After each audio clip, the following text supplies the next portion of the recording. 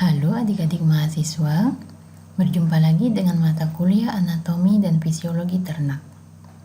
Hari ini kita akan membahas tentang saluran pencernaan pada unggas.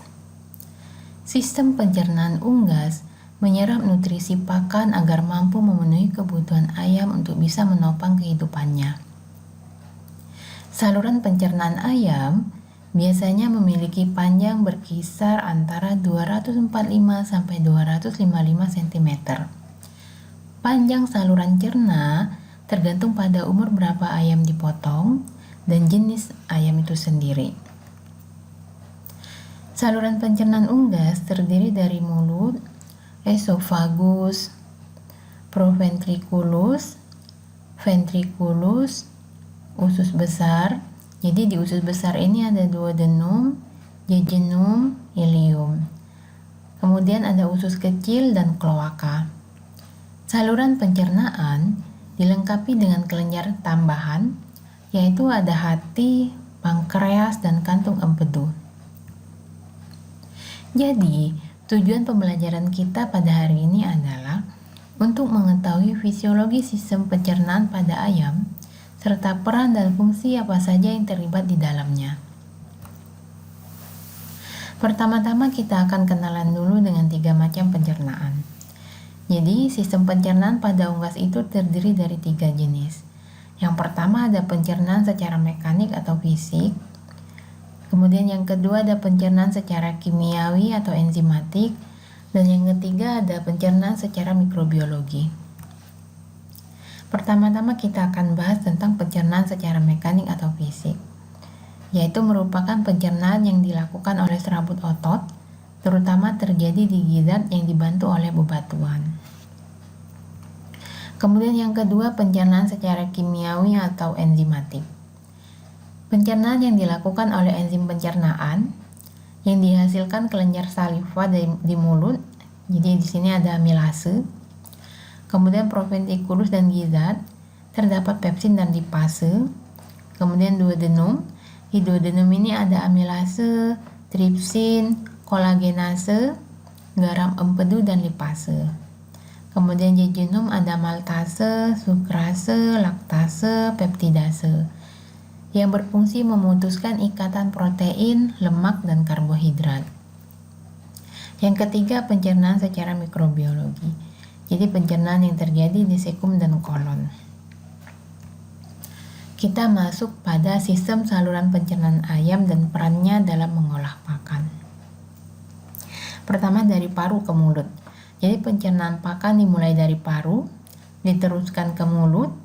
Terdapat kelenjar yang menghasilkan saliva dengan kandungan enzim amilase dalam konsentrasi rendah, sehingga proses pencernaan karbohidrat secara enzimatik di mulut sangat terbatas.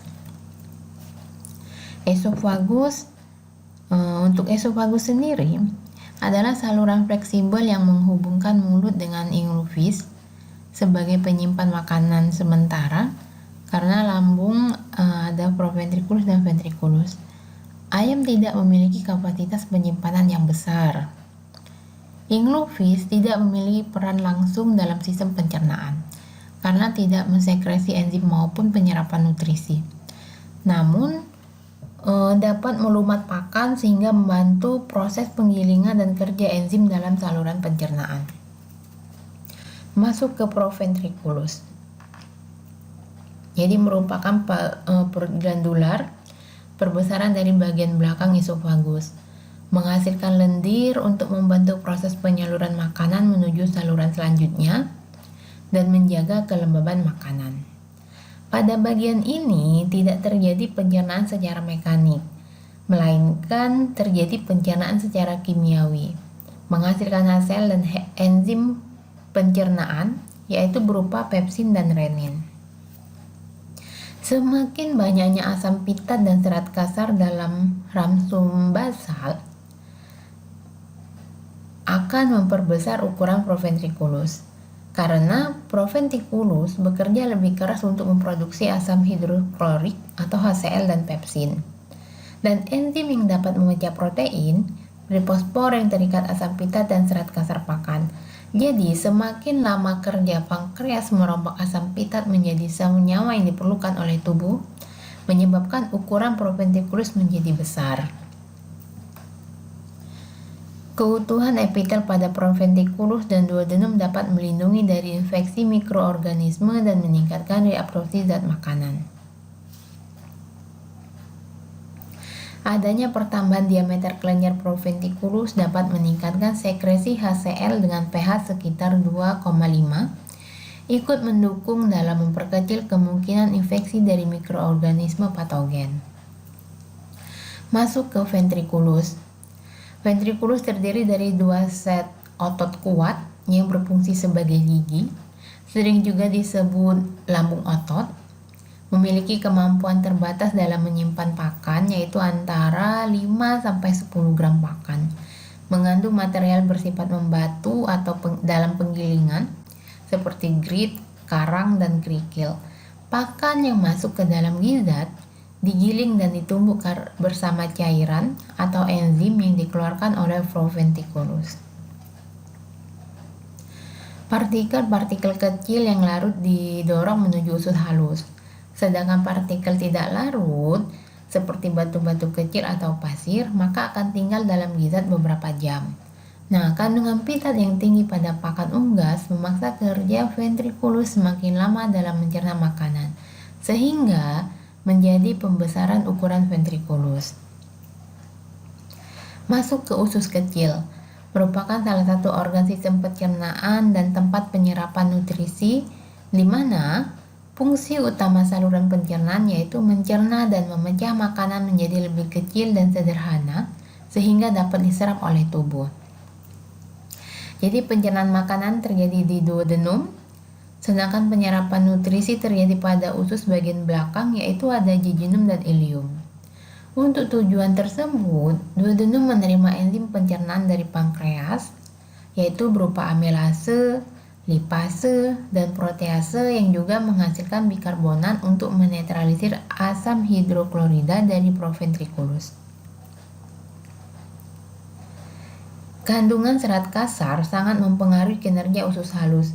Semakin tinggi serat kasar dalam pakan, mengakibatkan peningkatan beban kerja sehingga bobotnya semakin meningkat. Masuk ke usus besar, kemudian nanti akan dilanjutkan ke kloaka.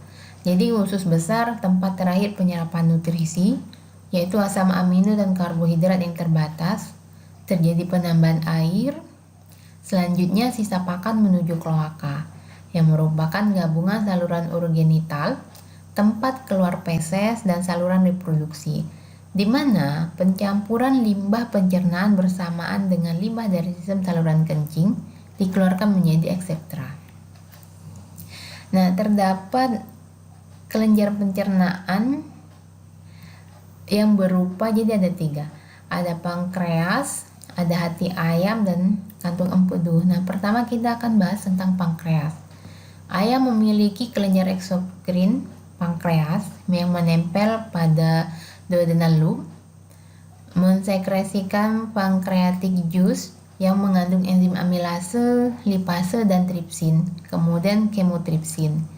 Selain itu, pankreas berfungsi juga sebagai kelenjar endokrin dengan mensekresikan hormon insulin dan glukagon yang penting dalam pengaturan gula darah. Pada hati ayam, jadi hati ayam ini terletak dekat dengan ventriculus, terdiri atas 2 lobus dengan berat sekitar 1,7 sampai 2,8% dari bobot hidup. Ini pun nanti tergantung pada bangsa, umur, dan kesehatan individu ayam itu sendiri. Warna hati menentukan status kesehatan ayam. Hati yang normal berwarna coklat kemerahan, hati yang berlemak berwarna kekuningan. Hati merupakan pusat metabolisme tubuh, baik metabolisme karbohidrat, protein, lemak maupun vitamin, tempat pembentukan dan destruksi eritrosit, sekresi empedu, sintesis besi, serta pusat detoksifikasi. Untuk empedu, jadi garam-garam empedu berperan dalam proses emulsi asam lemak rantai panjang, monogliserida, digliserida, dan kolesterol, yaitu glikokolat dan turokolat yang terbuat dari kolesterol ditambah glisin atau taurin. Empedu mengandung garam-garam empedu yang berfungsi membantu enzim lipase dalam mencerna lemak dan absorpsi vitamin A, D, E, dan K yang larut dalam lemak. Nah, kita sampai pada kesimpulan materi kita hari ini. Jadi saluran pencernaan ayam terdiri dari mulut, esofagus, proventriculus, ventriculus, usus kecil, di dalamnya ada duodenum, jejunum, ileum, kemudian usus besar, dan terakhir kloaka. Sedangkan kelenjar pencernaan terdiri dari pankreas, hati, dan empedu. Baiklah, sekian untuk materi kita hari ini. Kita berjumpa lagi pada materi selanjutnya.